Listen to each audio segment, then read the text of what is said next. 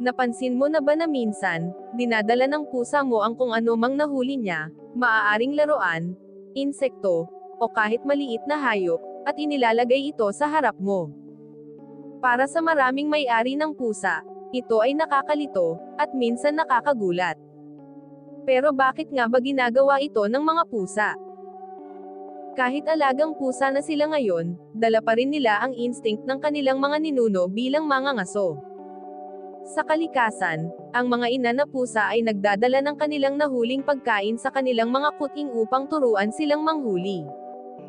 Kaya kapag may dinadala ang pusa mo sa iyo, maaaring tinitingnan ka niya bilang bahagi ng kanyang pamilya.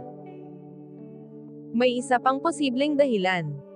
Maaaring ibinabahagi lamang ng pusa ang kanyang huli, bilang regalo. Sa kanilang paraan, ipinapakita nila ang tiwala at koneksyon sa kanilang amo. Kahit na para sa atin ay kakaiba, para sa pusa, isa itong paraan ng pag-aalaga. Sa likod ng simpleng pagdadala ng kanilang huli, may mensaheng dala ang mga pusa. Hindi lamang ito instinct, kundi isang paraan ng pakikipag-ugnayan. Sa mundo ng mga pusa, ang pagbabahagi ng kanilang nahuli ay maaaring isang simpleng paraan ng pagsasabing, "Kasama ka sa aking mundo."